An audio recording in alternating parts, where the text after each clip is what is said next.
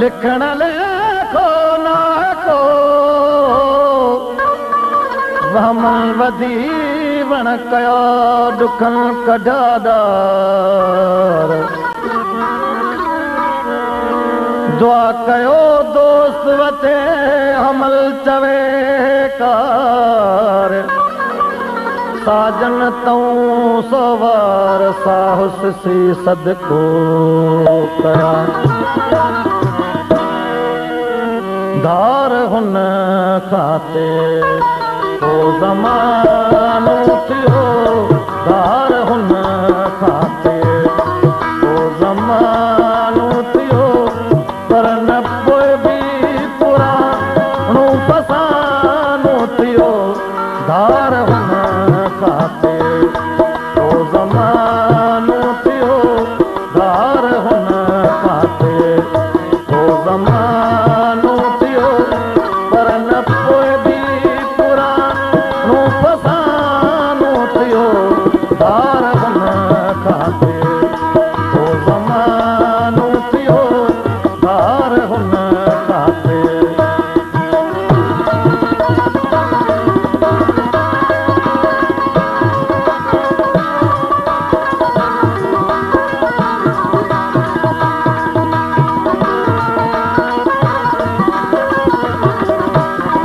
पर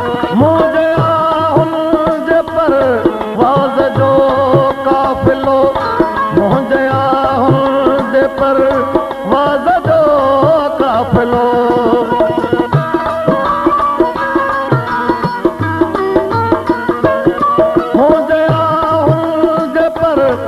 वाज़ जो काफ़िलो मुंहिंजे आहुल जे पर वाज़ जो काफ़िलो हुनखे वापसि वठण लाइ रवानो थियो हुनखे वापसि वठण रवानो थियो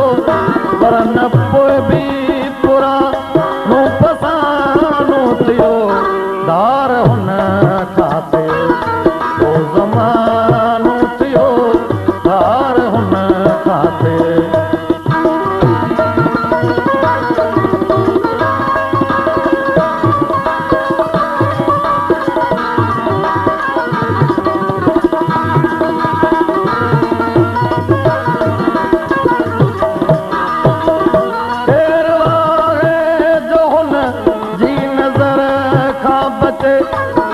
केरु आहे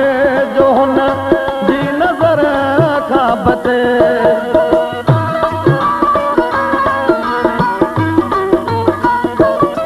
केरु आहे जो हुन जी नज़र खां बचे केरु आहे जो हुन जी नज़र खां बचे जेको अचे ते चढ़ो तो निशानो थियो जेको अखे ते चढ़ो तो निशानो थियो पर न पोइ बि पुराणो फसानो थियो धार हुन खाते ओ ज़मानो थियो धार हुन खाते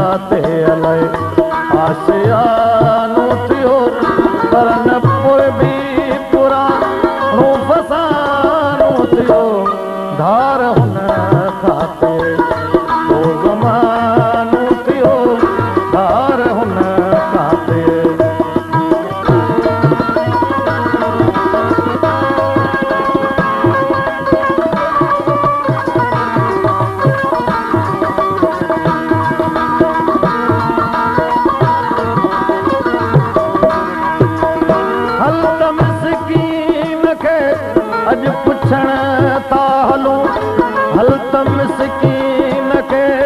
अॼु पुछण था हलूं